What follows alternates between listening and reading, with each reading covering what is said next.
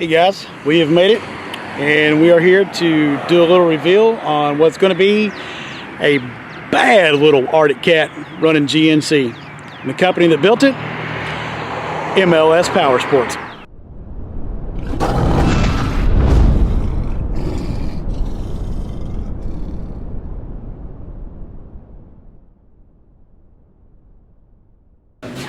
Alright guys, we're here with James and Tim from MLS Powersports in Georgetown, Kentucky.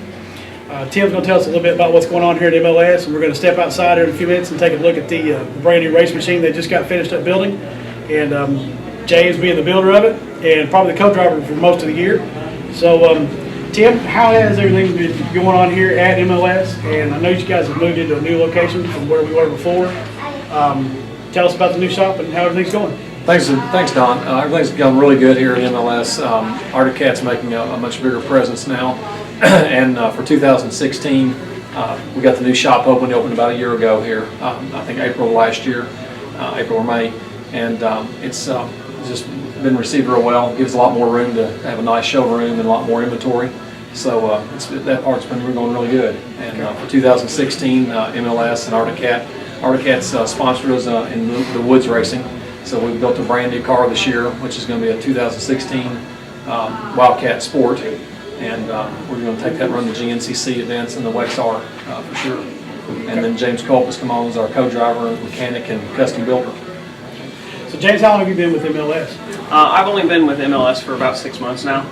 I started leaving my career in the automotive field to come pursue the power sports industry. It's just fun, you know. The UTV area it's just fun to work in, so that's what really brought me here. Okay. So how long have you been in the motor mechanic industry? I've been in the automotive industry for about 12 years now. I spent 5 or 6 years of that racing Top Fuel in HRA. I was the clutch guy for multitudes of teams, and so that's where my love of racing has come from. So you've got experience with these clutch setups and everything like this, and all the spring rates and all that stuff that goes on with them. Close. There's a few more discs and stuff involved in a Top Fuel car versus a CVT clutch in a UTV, but they're close. So is this your first build for the GNCC or in the wood style racing? Yes, this is the first build that I've done for a UTV at all. I've built quite a few, Top Fuel cars and done a lot of work like that, but nothing in the dirt. Nothing in the dirt. So how excited are you about this racing? I know you guys come off a pretty good stellar season in GNCC last year. So we actually didn't get to run we didn't run GNCC last year. We won the Max C, which is part of the Work Series. So we won the overall championship in that. Okay. And so now we're heading to the GNCC this year. Okay. And then I think Max XC or MAXC, they've kind of dropped out this year. They have. They've shut down the series. Okay. So other than, and you said the WEXCR and GNCC, are there any other series you're going to run this year? We'll try to run some here in Kentucky. Dirty Turtle's going to have a series, I've heard. We're going to check into that. And then King of the Turtle? IXCR up in Indiana is going to have a series up there. It just really depends on timing so it doesn't interfere with the WEXCR and the GNCC. Just we have to make all those series stay in the points runnings. So you said a few minutes ago you were going to head down to Florida for the first GNCC race? That's correct. Yeah, we're going to Palatka, Florida, on March 5th, and it's going to be on racertv.com live at 5 o'clock next Saturday. Anyone wants to watch that.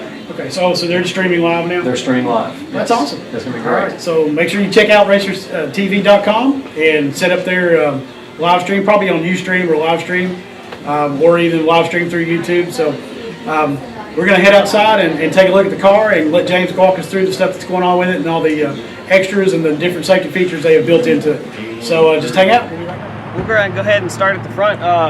Basically what we're going to do is we've run the factory steel bumpers to give us a little more durability. Underneath the front bumper, we have removed the radiator. We've actually put the radiator in the back. That's just to keep the debris and stuff from puncturing it and putting us out of the race. We've also had a fully built set of exit shocks, custom tuned for our setup.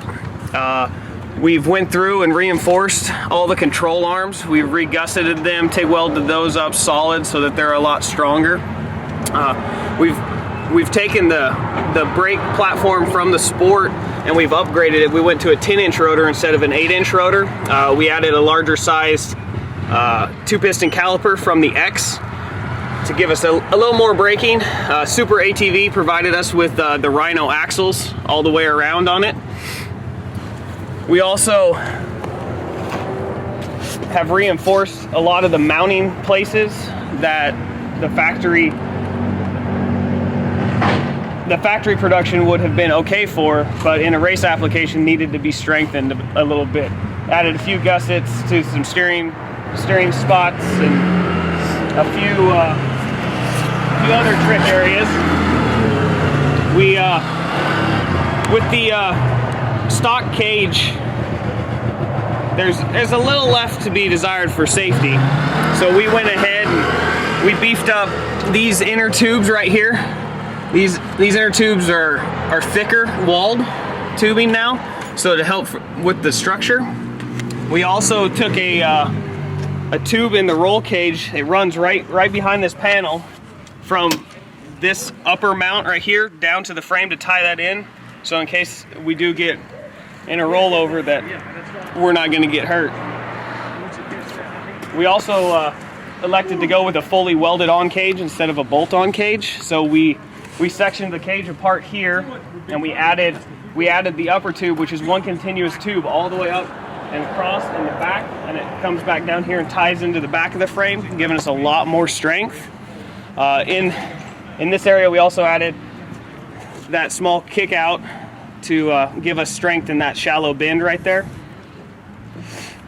Okay, so these are custom made nets. Nobody's got those right now? No, those are custom made by a technician's girlfriend. She came over to the shop and we showed her, this is what we need. We need something to keep our hands from coming out because we couldn't find a factory net that would work. And so she made those up for us and we mounted them, and they work really, really well. All right, now that we're out back here, we can show you some of the stuff that we've done that changed the Sport into what we're calling the Sport X. We've moved the radiator to the back, and we've also upgraded it to a Wildcat X radiator, so it's larger with dual fans to help us cool off during those hot summer days. The next thing that you see underneath it is the S&B particle separator. This is derived from military technology, and it will remove up to 95% of the contaminants before they reach the air filter, making your air filter last 10 times as long before you have to clean it. We really think that that's going to provide us with more power just because of the fact that the air filter is not getting contaminants in it like it normally would. We also have a clutch blower that blows air across the clutch, keeping the belt cooler, which allows the belt life to last a lot longer than normal. Out back, we gotta give a shout out to MLS Powersports, who's one of our major sponsors. They really have helped with this build tremendously. We couldn't have done it without them. All right, now we're gonna take a look at the interior and a few things that we've done inside. First, you'll notice that we ran with a door bar, which helps link the back half of the cage to the front half of the cage. Just makes it a lot stronger. We still do have the ability to open the folding door and work on it. We made these door bars also removable, as the engine has to come out through the passenger compartment. It can't go out the back due to all the reinforcements that we put back there. As far as steering, Wicked Built has got us a power steering unit in there that's provided through this steering quickener, which allows us to make small movements on the wheel, which translates to a large movement down at the tire.